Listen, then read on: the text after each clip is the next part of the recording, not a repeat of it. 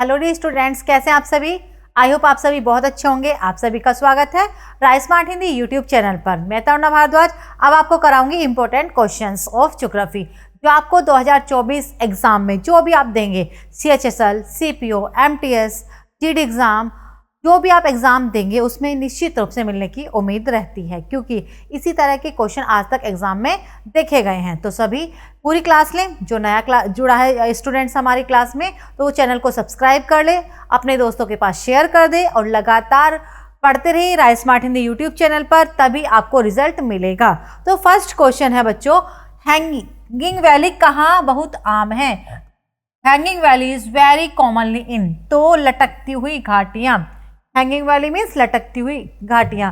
तो माउंटेन्स पर भी वैली मिलती हैं, हर जगह आपको घाटियां देखने को मिलती है। मैदानों में मिल जाएंगी, आपको घाटियां देखने को मिलती हैं। कुछ घाटियों का निर्माण नदी करती है, कुछ घाटी का निर्माण प्लेट टेक्टोनिक्स, प्लेट विवर्तन की वजह से दरार पड़ने से होता है। कुछ जो ग्लेशियर होते हैं, हिमनद होती हैं, वो भी क्या करते हैं, हिमानी के द्वारा भी घाटियों का निर्माण होता है। जैसे अगर हम बात करें, जो हैंगिंग वैली कहाँ पर मिलेगी, जहाँ पर बर्फ होगा, जहाँ पर आइस होगी, जहाँ पर ग्लेशियल एरिया होगा, वहीं पर आपको लटकती हुई घाटियाँ मिलेंगी और ये हिमानी के द्वारा बनती हैं। हिमानी के द्वारा यू शेप्ड वैली बनती है, और जब बहुत ज़्यादा यू शेप्ड वैली बन जाएंगी पर्वतीय क्षेत्रों में, तो वह ऐसा लगता है जैसे कि लटकती हुई हैं। माउंटेन एरिया में वी शेप्ड वैली बनती हैं, जो कि नदियों के द्वारा बनती हैं। तो इंपॉर्टेंट क्वेश्चन है ये भी, लटकती घाटियाँ, रिफ्ट घाटी, वी शेप्ड वैली, जॉर्ज क्या है, कैनियन क्या है। चलिए नेक्स्ट क्वेश्चन आपका, मशरूम चट्टानें। मशरूम चट्टानें किसमें देखी जाने वाली विशिष्ट भू आकृतियां हैं। Mushroom rock are the typical landform seen in. तो होता क्या है कि बच्चों, हमारी पृथ्वी के धरातल पर बहुत सारे अपर्दन के कारक हैं, बहुत सारे फैक्टर ऑफ इरोजन हैं, जैसे विंड्स हैं, आपकी ग्लेशियर है, रिवर्स है, टेम्परेचर है, खुद मानव है, जीव जंतु हैं। तो अर्थ सरफेस पर बहुत सारी भू आकृतियाँ, लैंडफॉर्म्स बनते रहते हैं, जैसे माउंटेन, प्लेट्यूज, लेक, सी, ये बड़े लैंडफॉर्म्स हैं। अब माउंटेन पर जो छोटी छोटी कैसे बनती है, आपकी वाटरफॉल बनते हैं, वी शेप्ड वैली बनती है, यू शेप्ड वैली बनती है। मैदानों में मियांडर्स बनते हैं, तटबंध बनते हैं, लेवीज बनते हैं, यार्डंग बनते हैं, जुचेन बनते हैं, छत्रक बनते हैं, लेपीज बनते हैं, युवाला बनते हैं। ये छोटी छोटी भू आकृतियों के नाम हैं। इसी तरह से चट्टान है आपकी मशरूम चट्टान, ठीक है। ये कहाँ पर बनती है, ये रेगिस्तानी क्षेत्रों में बनती है, मरुस्थलीय क्षेत्रों में बनती है, क्योंकि मरुस्थलों में क्या होता है कि वहाँ पर जो विंड्स हैं वो बहुत तेज गति से चलती हैं। जब विंड्स बहुत तेज गति से चलेगी तो पर्वतों को भी काट देती हैं वो, और रेत को उड़ा कर भी ले जाती हैं। तो जो पवन है ये मरुस्थलों में बहुत सारी भू आकृतियों का निर्माण करती है। जैसे हम बात करें यारडंग, जुचेन, मशरूम, छत्रक, आपकी युवाला, ये सभी लोएस प्लेन पवन द्वारा निर्मित इसला करती हैं, और ये सभी ज़्यादातर डेजर्ट में, मरुस्थलों में देखने को मिलेगी। नेक्स्ट क्वेश्चन आपके लिए, गीजर एक स्प्रिंग है, कौन सा। ए गीजर इज ए स्प्रिंग विच। तो जो गीजर होता है वो एक स्प्रिंग होता है, वो किस तरह का होता है, जो लगातार पानी फेंकता है, जो रुक रुक कर पानी फेंकता है, या नियमित अंतराल पर पानी फेंकता है और भाप फेंकता है, केवल धारा फेंकता है। तो जो गीजर होते हैं बच्चों, वो क्या करेगा, नियमित अंतराल पर कभी भाप तो कभी पानी फेंकता है। जो खुद निकलते हैं, जो जलधारा बहुत ज्यादा निकलते हैं, वो उसको हम फुहारे बोलते हैं, लेकिन जब पानी निकले नियमित अंतराल पर निकले और भाप भी निकले, वो हमारे गीजर हैं। चलिए नेक्स्ट क्वेश्चन, सभी बच्चे कमेंट करके आंसर जरूर बताएंगे। रिकॉर्डेड क्लास के भी कमेंट हम देखते हैं, कोई डाउट है, कोई कंफ्यूजन है तो जरूर कमेंट करके बताइए। बाकी आप रिकॉर्डेड क्लास में भी आंसर दीजिए, प्रैक्टिस कीजिए। रिकॉर्डेड क्लास में भी आप प्रैक्टिस कर सकते हो, आप कितने क्वेश्चन के आंसर दे पा रहे हो, कितने के नहीं दे पा रहे हो, क्लियर। क्योंकि जब तक आप अपने बारे में नहीं जानते हो तो चीज़ें सक्सेसफुल नहीं होंगी। तो अपने क्वेश्चंस की प्रैक्टिस कीजिए, ज़्यादा ज़्यादा अपनी कमियों को पता करते चलिए, फिर उन पर काम करिए, और फिर अपना एग्जाम क्लियर हो ही जाएगा। भाई एक बार नहीं होता एग्जाम क्लियर। एग्जाम क्लियर तब होता है जब आपकी तैयारी पूरी हो जाती है। एक दिन, 2 दिन, 1 महीने से कुछ नहीं होता। आप टारगेट रखो, आपका जो सिलेबस है वो कितने दिनों में पूरा हो रहा है। अपने माइंड में टाइम पीरियड मत रखो, सिलेबस रखो, ये सिलेबस आज हमें कवर करना है, ये टॉपिक आज हमें कवर करना है। क्वेश्चन है आपका, निम्नलिखित में से कौन सी हवा भूमध्य सागर से भारत के उत्तर पश्चिमी भागों की ओर चल रही है। Which of the following wind is blowing from the Mediterranean Sea to the northwest part of India. तो जो भूमध्य सागर है ये यूरोप और अफ्रीका के मध्य में स्थित है। अब जो यूरोप और अफ्रीका के मध्य में स्थित है आपका भूमध्य सागर, वहां से ठंडी ठंडी हवाएं चलती हैं, पश्चिमी हवाएं चलती हैं, वेस्टर्न डिस्टर्बेंसेस चलती हैं, और ये हम उसको बोलते हैं पश्चिमी विक्षोभ, वेस्टर्न डिस्टर्बेंस। और ये भारत में चलती हैं, भारत की तरफ चलती हैं भूमध्य सागर से। और जब ये चलती हैं भारत के उत्तर पश्चिमी भाग में, जैसे पंजाब है आपका, दिल्ली है आपका, सर्दियों में बारिश होती है। भारत में 2 क्षेत्र ऐसे हैं जिसमें सर्दियों में बारिश होती है। एक क्षेत्र है आपका तमिलनाडु। तमिलनाडु में जो सर्दियों में बारिश होती है वो लौटते हुए मानसून के द्वारा होती है, लेकिन भारत के जो उत्तर पश्चिमी भाग है यहाँ पर जो बारिश होती है, यहाँ पर बारिश होती है भूमध्य रेखा से आने वाले पश्चिमी विक्षोभ, वेस्टर्न डिस्टर्बेंसेस के द्वारा। इंपॉर्टेंट क्वेश्चन है ये भी। नेक्स्ट है आपका, किस महाद्वीप को मानव जाति का जन्म स्थल कहा जाता है? Which continent is called the birth place of Mankind? तो प्यारे बच्चों, जो हमारा जन्म हुआ, पहली बार जीव का जन्म हुआ, वो हुआ था आपका अफ्रीका में। अफ्रीका को मानव जाति का उद्गम स्थान कहा जाता है। जबकि जो एशिया महाद्वीप है, एशिया महाद्वीप को सभ्यताओं का पालना कहा जाता है, क्योंकि विश्व में ज़्यादातर सभ्यताएं, जो बहुत बड़ी बड़ी सभ्यताएं विकसित हुई, वो एशिया महाद्वीप में नदी घाटियों के किनारे पर विकसित हुई थी। यूरोप की अगर हम बात करें, यूरोप को प्रायद्वीपों का प्रायद्वीप कहा जाता है, पेनिसुला ऑफ पेनिसुलर्स कहा जाता है, क्योंकि जितने भी यूरोपियन कंट्री हैं उनमें से ज़्यादातर प्रायद्वीपीय पेनिसुलर प्रकृति के हैं। दक्षिणी अमेरिका में सबसे ज़्यादा वन मिलते हैं, सबसे ज़्यादा पक्षी मिलते हैं, इसीलिए जो दक्षिणी अमेरिका है इसको हम पक्षियों का महाद्वीप, कॉन्टिनेंट ऑफ बर्ड्स कहा जाता है। जितने भी महाद्वीप हैं सबके ज़्यादातर उपनाम है, निकनेम है। तो क्यों है उनका भी एक लॉजिक है, याद कीजिए, समझिए, एक दिन नहीं, regular rise smart Hindi YouTube channel पर। नेक्स्ट क्वेश्चन, एस्किमो कहाँ के निवासी हैं? Eskimo are resident of. तो प्यारे बच्चों, एस्किमो एक जनजाति है जो कनाडा मीन्स उत्तरी अमेरिका के आसपास वाले क्षेत्रों में निवास करती है। ये बर्फ के घर बनाते हैं। बर्फ का घर इसका गुम्बद के आकार का होता है और इसमें एक छिद्र भी होता है ऊपर, जो सूर्य का प्रकाश यहाँ पर पहुँचाता है। ठीक है, और ये जो दरवाजा होता है बहुत ही छोटा होता है, और यहाँ इसके अंदर ये हेल मछली की जो खाल है इसकी ना, वो भी लगाते हैं ताकि ये टेम्परेचर इसके अंदर बना रहे। और इसको हम बोलते हैं बर्फ के घर को इग्लू। तो ये भी इग्लू भी इंपॉर्टेंट है। इग्लू किस जनजाति के घर को कहते हैं? एस्किमो जनजाति, जो उत्तरी अमेरिका और उत्तरी अमेरिका के आसपास वाले क्षेत्रों में निवास करती है। नेक्स्ट क्वेश्चन आपका, विटीकल्चर क्या है? What is viticulture? तो विटीकल्चर मीन जब हम अंगूरों का उत्पादन बड़े पैमाने पर करते हैं तो उसको हम विटीकल्चर कहते हैं, production of grapes. Next question है, भाई जरूर बच्चे सभी आंसर करते रहें, शेयर करते रहें, लाइक करते रहें, हमारी लाइव क्लास में भी रहिए। आपके लिए rice smart Hindi YouTube channel पर शॉर्ट्स वाला ऑप्शन मिलेगा, वहाँ भी रील्स में आपको खूब फैक्ट्स मिलते हैं, फॉर्मूला मिलते हैं, इंपॉर्टेंट टॉपिक्स मिलते हैं। वीडियोस वाले ऑप्शन में जाओगे, वहाँ भी आपको डोज के रूप में ज्योग्राफिकल डोज आपको मिलते हैं। मेरी लाइव क्लास रहती है फ्राइडे सैटरडे सुबह के 10:15 पर। बहुत सारी वीडियोस, बहुत सारी चीज़ें हमने यहाँ पर पढ़ा दी हैं, तो सबकी प्लेलिस्ट बनी हुई है, तो प्लेलिस्ट भी जाकर चेक करिए।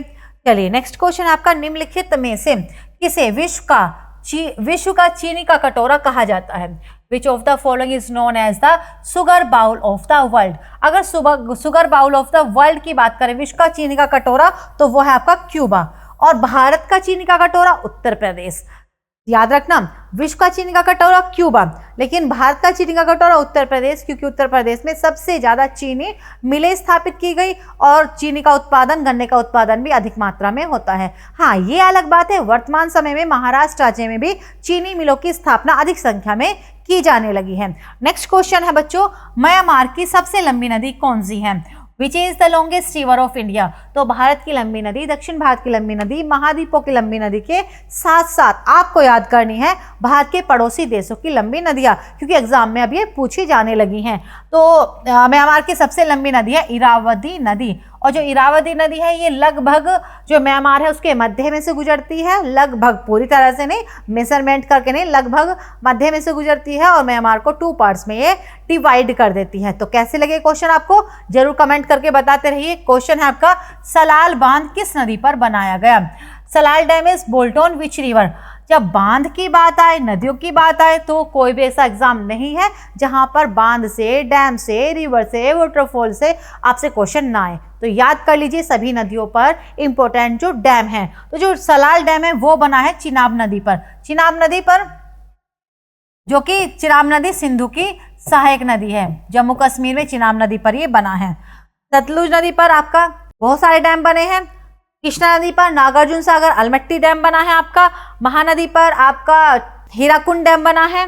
सतलज नदी पर गोविंद सागर डैम बना है। तो सभी नदियों पर डैम ज़्यादातर बने हैं। जो इम्पोर्टेंट है वो जरूर याद कर लेंगे आप। नेक्स्ट क्वेश्चन है, रिंग ऑफ फायर आमतौर पर किस महासागर में पाया जाता है? Ring of fire is found commonly in which ocean? तो रिंग ऑफ फायर को हम अग्निवलय भी कहते हैं। रिंग ऑफ फायर को क्या कहते हैं? अग्निवलय। रिंग ऑफ फायर क्यों कहते हैं? क्योंकि जो रिंग ऑफ फायर है वो प्रशांत महासागर का ऐसा क्षेत्र है जहां पर सबसे ज्यादा ज्वालामुखी पाए जाते हैं। एक्टिव वोल्केनो, सक्रिय ज्वालामुखी सबसे अधिक संख्या में कहां पर पाए जाते हैं? प्रशांत महासागर में ही पाए जाते हैं। इसीलिए उस वाले क्षेत्र को हम रिंग ऑफ फायर कहा जाता है। लगभग 500 एक्टिव वोल्केनो पैसिफिक ओशन में ही मिलते हैं। नेक्स्ट क्वेश्चन है आपका, अजंता और एलोरा की गुफाएं भारत के किस राज्य में स्थित हैं? Ajanta and Ellora caves are situated in which state of India? इसका क्वेश्चन ना एक ऐसे भी आता है कि ऐसी गुफाएं बताइए, ऐसी पहाड़ियां बताइए जो केवल भारत के एक राज्य में स्थित हैं। तो इनमें से जो महाराष्ट्र राज्य में स्थित है अजंता और एलोरा की गुफाएं, ये ऐसी गुफाएं जो केवल एक ही राज्य में है और इवन एक पहाड़ियों में है। ये तो ज़्यादातर जो पहाड़ी हैं, रिवर्स हैं, वो क्या करती हैं? 2-3 राज्यों में भी हो सकती हैं, लेकिन ये वाली गुफाएं ऐसी गुफाएं हैं जो कि पहाड़ियों में बनी हुई है, जो केवल भारत के एक राज्य महाराष्ट्र राज्य में स्थित है। आइए देखते हैं नेक्स्ट क्वेश्चन, स्टेपी शब्द किस जैव क्षेत्र से संबंधित है? With what bioregion is the term steppe associated? जो स्टेपी शब्द है हम वो घास के मैदानों के लिए प्रयोग करते हैं। यूरोप और एशिया, कहां पर? यूरोप और एशिया में जो घास के मैदान हैं, यूरोप और एशिया के बीच के भाग को हम यूरेशिया कहते हैं। तो यूरोप और एशिया के घास के मैदान को हम स्टेपीज कहते हैं। उत्तरी अमेरिका में जो घास के मैदान है बड़े बड़े, उसको हम पेरीज कहते हैं। दक्षिणी अमेरिका के घास के मैदान को हम पंपास कहते हैं। डाउन्स हम कहते हैं ऑस्ट्रेलिया के जो घास के मैदान है उनको। अफ्रीका में जो घास के मैदान मिलते हैं उसको हम सवाना कहते हैं। और छोटी घास नहीं, बहुत बड़ी बड़ी घास होती है। इतनी बड़ी घास होती है कि हाथी भी उसमें ढक जाता है और आप भी आराम से ढक जाओगे। छोटी भी होती हैं, बड़ी भी होती हैं, पर लेकिन जो ये स्टेपीज, पेरीज, पंपास, सवाना, डाउन्स, जो ये घास के मैदान है, बहुत बड़ी बड़ी घास के मैदान हैं। अब बात करते हैं बुग्याल की। बुग्याल क्या है? भारत में उत्तराखंड राज्य में छोटी छोटी घास के मैदान, बहुत छोटी छोटी घास, बड़ी अच्छी लगती है, आप देख कर आइएगा सिलेक्शन लेने के बाद, तो उनको कहते हैं बुग्याल। छोटी छोटी घास के मैदान हैं। तो पहले आप सिलेक्शन लो और उसके बाद जो चीज़ें आप ज्योग्राफी में पढ़ाई कर रहे हैं उनको आप घूमकर जरूर आइए। सबसे अच्छी लाइफ होती है घूमना, मीन्स अच्छी जगह घूमना, सिलेक्शन के बाद घूमना। क्वेश्चन है, स्वेज नहर किस किस को जोड़ती है? स्वेज कैनाल कनेक्ट, स्वेज नहर की बात करें तो वेरी इंपॉर्टेंट है, ये भूमध्य सागर को लाल सागर से जोड़ती है। चलिए क्वेश्चन है आपके लिए, निम्नलिखित में से कौन सी दुनिया की सबसे लंबी नदी है? Which one of the following is the longest river in the world? तो आप सब जानते हैं विश्व की सबसे लंबी नदी है नील नदी। किस महाद्वीप में है? अफ्रीका महाद्वीप में है। कहाँ से निकलती है? विक्टोरिया झील से निकलती है। कहाँ पर गिरती है? भूमध्य सागर में गिरती है। ठीक है, और ये नील नदी का वरदान हम कहते हैं मिस्र को, क्योंकि मिस्र में जो कि अफ्रीका में स्थित है, नील नदी के जल का प्रयोग करके कपास की खेती की जाती है। इसकी वजह से अफ्रीका में जो ये मिस्र है आपका, उसको नील नदी का वरदान भी कहा जाता है। चलिए नेक्स्ट क्वेश्चन, अगर हम यहाँ बात करें बच्चों रिवर्स की ही, यांगत्से कियांग एशिया की सबसे लंबी नदी है। मिसिसिपी मिसौरी उत्तरी अमेरिका की सबसे लंबी नदी है। अमेजन दक्षिणी अमेरिका की सबसे लंबी भी है और विश्व की सबसे बड़ी नदी भी है। यूरोप की सबसे लंबी नदी वोल्गा है। ऑस्ट्रेलिया की सबसे लंबी नदी मरे डार्लिंग है। तो सभी महाद्वीपों की लंबी नदी भी आप याद कर लें। इंपॉर्टेंट क्वेश्चन यहाँ से आते हैं। क्वेश्चन है, निम्नलिखित में से किस राज्य में दिन और रात के तापमान में लगभग कोई अंतर नहीं होता है? In which of the following state there is almost no difference between day and night temperature? तो प्यारे बच्चों, ये है आपका केरल। जो तटीय क्षेत्र हैं उनमें दिन और रात के तापमान में कम अंतर होता है, जबकि राजस्थान के दिन और रात के तापमान में बहुत ज़्यादा अंतर होता है, क्योंकि राजस्थान में डेजर्ट है, रेत है। रेत क्या करता है? जल्दी गर्म होता है, जल्दी ठंडा होता है, जबकि जो जल है आपका, जल देर से गर्म होता है, देर से ठंडा होता है। और जो कोस्टल एरियाज हैं वहाँ पर दिन और रात के तापमान में अंतर थोड़ा कम मिलता है। क्वेश्चन है आपका, निम्नलिखित में से कौन सा दैनिक वायुमंडलीय मौसम परिवर्तन से संबंधित है? Which of the following is related to daily atmospheric weather change? तो हम बात करते हैं क्षोभ मंडल की। क्षोभ मंडल वायुमंडल की सबसे निचली परत है जिसमें भारी गैसें मिलती हैं, जिसमें उच्च वायुदाब पाया जाता है, जो पृथ्वी के पास है जहां पर हम रहते हैं, यही ट्रोपोस्फियर है, यही क्षोभ मंडल है। क्लियर यहाँ तक? जितनी भी मौसम संबंधी घटनाएं हैं जैसे वर्षा, आंधी, तूफान, चक्रवात, बादल बनना, ओला पड़ना, स्नोफॉल, स्मोक, सब कुछ, आंधी, तूफान, चक्रवात, सब कुछ आपको कहां पर मिलेगा? क्षोभ मंडल में मिलेगा। क्लियर यहाँ तक? समताप मंडल का मौसम एकदम शांत रहता है, वहां पर बादल नहीं बनते हैं, इसीलिए समताप मंडल को हम शांत परत भी कहते हैं। शांत मौसम है, स्वच्छ मौसम है, इसी की वजह से हम समताप मंडल में क्या करते हैं? वायुयान उड़ाते हैं। स्थल मंडल की बात करो तो जहां पर हमने पैर रखे हुए हैं, पृथ्वी का ये सबसे ऊपरी हिस्सा है, हम इसको लिथोस्फीयर बोलते हैं। दुर्बलता मंडल एस्ट्रोनोस्फीयर की बात करें तो ये पृथ्वी के अंदर का वो भाग है जहां पर मैग्मा पाया जाता है। 200 किलोमीटर की गहराई पर जो मैग्मा वाला एरिया है, magma means melted rocks inside the earth, पृथ्वी के अंदर पिघली हुई चट्टानों को हम मैग्मा कहते हैं, और मैग्मा वाला जो पूरा एरिया है वो दुर्बल मंडल या एस्ट्रोनोस्फीयर कहा जाता है। तो सभी भाग कहाँ पर है और उनका क्या इंपॉर्टेंस है? लिथोस्फीयर क्या है, फोटोस्फीयर क्या है, एटमॉस्फेयर क्या है? तो ऐसे शब्दों को आप जरूर याद करें, समझें और उनसे बनने वाले क्वेश्चन की भी प्रैक्टिस करें। नेक्स्ट क्वेश्चन आपके लिए, भारत के निम्नलिखित में से किस राज्य में गर्मी के मौसम में लू नहीं चलती है? In which of the following state of India loo wind does not blow during the summer season? अगर हम बात करें बच्चों लू, तो लू एक गर्म और शुष्क पवन है और ये स्थानीय पवन का एक प्रकार है जो केवल उत्तर पश्चिमी भारत और पाकिस्तान के कुछ हिस्सों में चलती है। उत्तर पश्चिमी भारत की हम बात कर रहे हैं तो ये इनमें तो चलेगी, पंजाब, राजस्थान, हरियाणा, लेकिन जो गोवा है, गोवा तो भारत का तटीय सीमा वाला सबसे छोटा देश है, साउथ में पड़ेगा, तो यहाँ पर लू नहीं चलती है। स्थानीय पवनें कुछ कुछ क्षेत्रों में चलती हैं, वो ठंडी भी होती हैं, गर्म भी होती हैं। क्वेश्चन है आपके लिए नेक्स्ट, सौरमंडल के निर्माण, फॉर्मेशन और निरूपण, इवोल्यूशन की व्याख्या करने के लिए सर्वाधिक व्यापक रूप से स्वीकृत मॉडल कौन सा है? Which is the most widely accepted model to explain the formation and evolution of the solar system?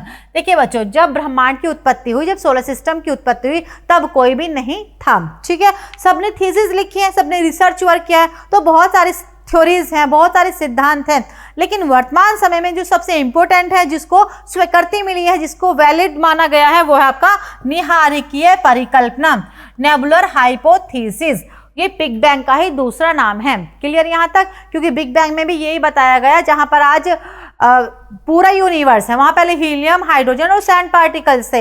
Helium, hydrogen, sand particles एक सॉलिड बॉडी में बदला, जिसको हमने क्या बोल दिया? नेबुला बोल दिया। ठोस पिंड को हमने नेबुला कहा था। अब नेबुला तो इस यही इनका जो बिग बैंग थ्योरी है उसको हम नेबुलर एक्सपैंड थ्योरी भी बोलते हैं। तो इन्होंने ऑप्शन में आपको नेबुलर परिकल्पना दे दिया है कंफ्यूज करने के लिए। बिग बैंग थ्योरी इंपॉर्टेंट है आपकी, उसी को हमने नेबुलर हाइपोथेसिस बोल दिया।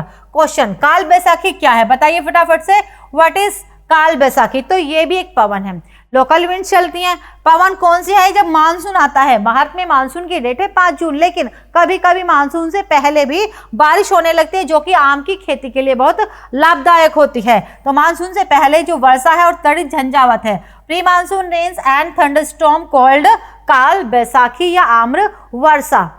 चलिए क्वेश्चन है बच्चों आपका, चंबल नदी है, हिंडन नदी है, टोंस नदी है, ये आप बताइए किसकी सहायक नदियां हैं या किस में मिलने के बाद समुद्र में गिरती हैं? Chambal, Hindon and Tons river are the tributaries of which of the following reverse?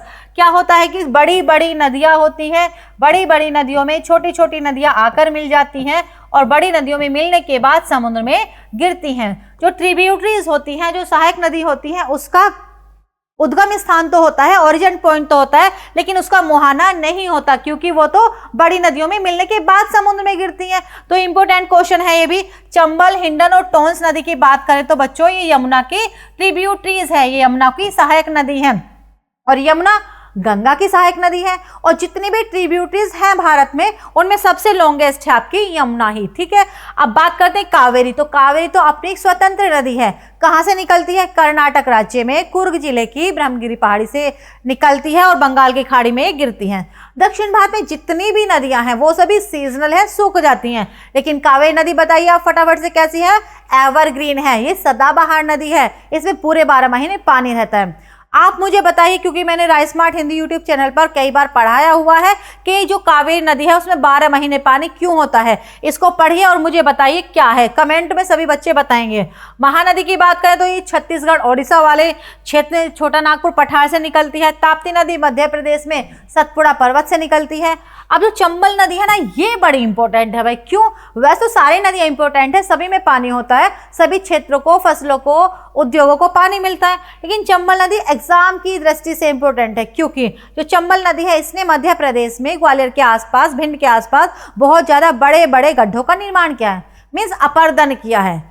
और जो अपर्दन का वो प्रकार है वो गली इरोजन है, गली अपर्दन है। उसने गड्ढे में जो धरातल था उसमें गलियां बना दी, इतना ज्यादा इरोजन उसने किया है। नेक्स्ट है आपका, नेक्स्ट क्लास में पढ़ेंगे। तो ये थी आपकी आज की क्लास। मुझे पूरी उम्मीद है आप सबको सारे क्वेश्चन समझ में आए होंगे और आप इनको याद भी करेंगे। अगर किसी भी क्वेश्चन में आपको डाउट है, समझ में नहीं आया है, कंफ्यूजन है, तो अभी आप कॉल कर सकते हैं 8282827099 या फिर हमारा टेलीग्राम चैनल जिसका लिंक दिया हुआ है डिस्क्रिप्शन बॉक्स में, आप वहां पर ज्वाइन करें, अपना डाउट पूछिए। बाकी आप मैं लाइव क्लास लेती हूँ फ्राइडे सैटरडे, ठीक है। फ्राइडे सैटरडे इसलिए क्योंकि बच्चों वैसे तो सुबह से मिल जाती हैं आपको सारी क्लासेस यहाँ पर, क्योंकि जीएस के बहुत सारे सब्जेक्ट है, सारी क्लासेस आपको पढ़ानी है, सारे सब्जेक्ट आपको पढ़ाने हैं, मैथ, रीजनिंग सब कुछ आपको पढ़ना है।